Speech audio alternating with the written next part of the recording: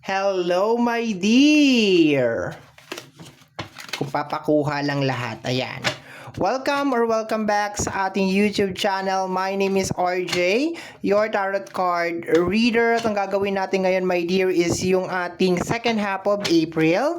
This is from April 16 hanggang sa katapusan, and this is a general reading. Reminder, paalala lamang po na ang gagawin natin ngayon ay general readings. Hindi po ito 100% na magre-resonate para sa ating lahat. So please, my dear, lower your expectation pagdating po sa mga general reading. And kukunin ko na rin po itong pagkakataon na ito na magpasalamat po sa walang sawang suporta at pagmamahal na pinapakita ninyo sa akin at sa ating channel. So from the bottom of my heart, maraming salamat po. Maraming salamat din po. Teka, ano daw? Maraming salamat din po. Tama. Maraming salamat din po doon sa mga nag-avail po ng ating 40% promo na nag-umpisa nung March 13 at nagtapos po nung April 13, 2026. So maraming salamat po dun sa mga nag-avail ng ating 40% promo doon sa ating private reading. Thank you so much po. Maraming salamat po. Okay? Doon sa mga hindi ko pa rin po nare-replyan hanggang sa ngayon, wag pong mag-alala. As long as nag-message ka bago matapos yung promo, pasok ka pa rin sa promo. Late lang talaga ako makapag-reply kasi wala tayong taga-reply. At saka hindi ko naman kayang lahat gawan talaga ng reading. Pero wag mag-alala, pag nag-reply ako, automatic 40% off pa rin yun talaga. Basta nag-message ka bago matapos yung promo. Okay po ba? Okay. So Aquarius, kung makikita mo, kumuha ako ng isang card. Katabi ko lang muna yan and then mamaya na natin bubuksan yan. Okay? So let's go na tayo, my dear Aquarius. Once again, reading mo ito para sa yung second half of April. This is from April 16 hanggang sa katapusan. This is a general reading. Okay.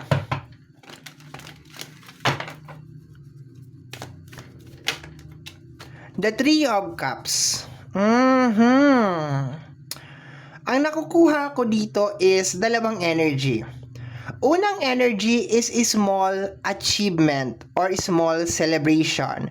Pangalawa, pakialamera. Okay, yun ang nakukuha ko dito. Dalawang energy. Pakialamera or pakialamero. Parang may nakikisawsaw. Parang may nakikisali. Okay? Positive na energy, small celebration, small achievement, okay? Second na energy, may nakikisali, may nakikisawsaw, may nakikiapid, okay? May third party na energy. Ayoko i-conclude na this is kabet, mistress, or something, pero parang may nakikisali, okay? Parang may nag-uusap, and then may kausap ka, tapos biglang may nakikisali, parang ganon, okay? So tingnan natin, my dear. Maganda naman siya, yun nga lang biglang nakuha ko lang yung energy na may nakikisali, okay? Parang ganon. Let me see. Next card tayo. The Three of Swords. Okay. May confirmation ka ngayong second half of April. Kung sino ang sumisira sa pangalan mo. Kung sino ang nagkakalat, kung sino ang nagbabackstab, may confirmation, okay? Actually, para may kutob ka na.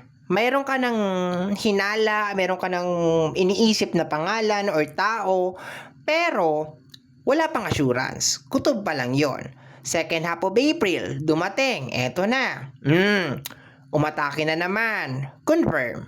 Okay? So expected mo, my dear, ngayong second half of April, may mga confirmation ka. Okay? Kung sino nagbabackstab sa'yo, kung sino sumisira ng pangalan mo, yung mga ganyan, sino tinitira ka patalikod. Sana all, tinitira patalikod. Char, joke lang.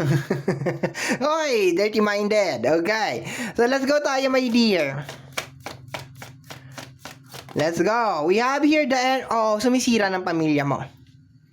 Sumisira ng pamilya mo, sumisira lahat ng pinaghirapan mo. Meron kang small achievement over here, my dear Aquarius. Possible, my dear, na kaya lalabas yung katotohanan because of hindi na naman masaya. Kung sino man itong tao na ito, my dear, ha? Parang hindi na naman siya happy. Or possible na parang,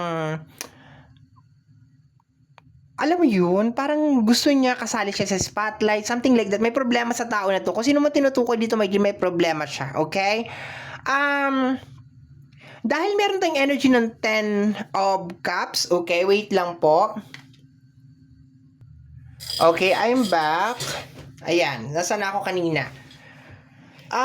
Dahil merong energy ng 10 of Cups, I can see na possible na meron din mga issue ng third party. Okay, so ano natin to, ibuod natin to. Kanina ayoko sabihin yung energy ng third party. Pero ang overall na conclusion nito is energy ng confirmation kung sino yung sumisira ng pamilya or something na pinaghirapan mo. Parang ganon, may sumisira, may nakikisali. Somebody's claiming, my dear, na ay, kaya ganito si Aquarius, ganyan. Parang kilalang kilala ka, pero yung pagkaka-deliver niya is more on parang paninirang puri. Ganon ang nakukuha ko, my dear. Parang may inggit, may insecure, something like that, okay? So, parang may confirmation. Sa usapin ng relationship, this is not good kasi posibleng baka meron ka ring malaman sa partner mo. Okay, na may ginagawa yung partner mo or something. Kasi bakit? Meron tayong 3 of Swords, okay? Let me see, my dear Aquarius. Additional cards, Aquarius. The Lover's card. Patay tayo dyan. Uy! So, ang nakukuha ko dito na energy, my dear, is more on betrayal. Kung sino man tong tao na tinutukoy dito, my dear, minahal mo talaga ito. Okay, minahal mo talaga ito, pinagkatiwalaan mo. Hindi ko lang to kino-close, my dear, ng relationship kasi general nga ito. Pwede ang tinutukoy dito ay kapamilya mo, kaibigan mo, katrabaho mo, bahala ka, depende sa sitwasyon. Ang maliwanag lang dito, my dear, is meron kang maliit na achievement ngayong second half of April. Pangalawa is confirmation. Ibig sabihin, matagal ka nang may kutob, my dear Aquarius, na merong something na nangyayari. Okay. And dito sa energy ng the 10 of Cups at saka ng the Lovers, ang nakukuha ko is energy na parang hindi naman iba sa'yo or hindi mo tinuring na iba. Ibig sabihin, malapit lang sa'yo. Okay? At ang pinaka-target ay sirain kung ano yung mga bagay na inumpisahan mo or pinundar mo, something like that. Kung nag-umpisa ka na pamilya, sirain yung pamilya mo, something like that, okay?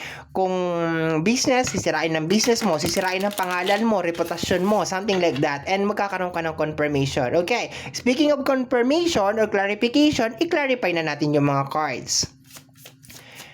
Tapos tingnan natin sa bandang dulo, my dear, kung ano tong additional cards natin, ha? We have here the energy of the 3 of Cups. Eto yan. Sa mga nagtatanong about sa black card natin, 3 of Cups and the 3 of Hearts is the same. Okay? So, kino-confirm lang nitong dalawang card na to, my dear, na yes, you have celebration. And yes, then, merong nakikisali. Merong naninira, merong umiepal, merong umiiksena. Okay, and confirmation yon. May confirmation tayo ngayong second half of April. Next card natin is the Jack of Hearts. Okay.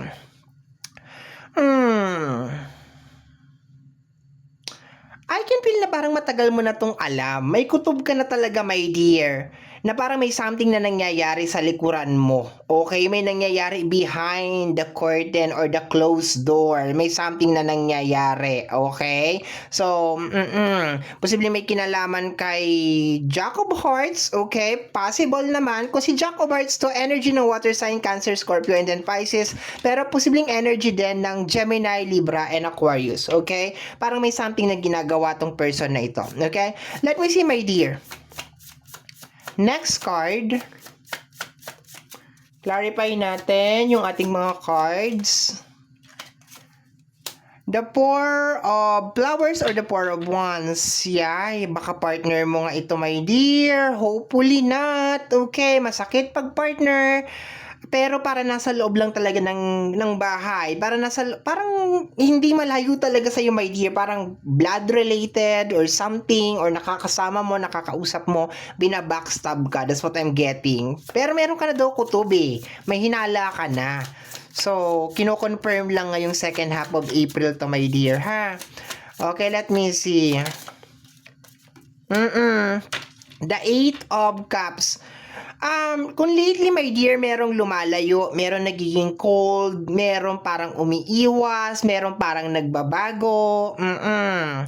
Ayan, confirmation to my dear kasi parang pakiramdam ko dito parang meron nagiging cold. Parang medyo may parang nag-iiba ng ugali or nag-iiba ng pakikitungo sa'yo, my dear. And siguro, lately, parang medyo puzzled ka. Bakit? Anong ginawa kong mali? Anong meron? Bakit ganon? Okay, ganyan-ganyan. Pero, sabi pa nga nila, kung talagang kalaban, cannot pretend for a very, very long time. Okay?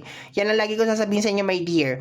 Kung talagang ayaw sa'yo ng isang tao, kahit saan pa yung placement niyan, kaibigan mo, kapamilya mo, karelasyon mo, kung talagang ayaw sa'yo yan, hindi niya kaya mag-pretend for a very, very long time. Lalabas at lalabas din ang tunay na kulay niyan, my dear. Okay? Pero I would like to congratulate you dito sa small achievement mo ngayong second half of April. Okay? So, tingnan na natin ano ba ito. We have here consequence. Okay? So, merong makakatanggap ng consequence of their action. Okay? Meron ka mga gagawin may din na consequence. Kung meron mga tao na binabackstab ka, definitely they will face the consequence of their action. Kung meron mga nai-involve sa third party, yeah, they will face the consequence of their action. Merong consequence na mangyayari, my dear, at ikaw ang magbibigay ng consequence, my dear, sa mga tao na to. Kasi kagaya nga na sinasabi ko kanina, my dear Aquarius, matagal mo nang alam to. May kutob ka na. Hindi lang or wala lang talagang ebidensya. Okay? So, my dear Aquarius, yan ang nasagap natin na energy para sa yung second half of April. I always hope and I always pray, my dear, na yung mga readings natin ay nakakatulong po sa ating lahat. And always remember, my dear, na ang mga cards natin ay gabay lamang po. Tayo pa rin po ang gumagawa ng ating kapalaran.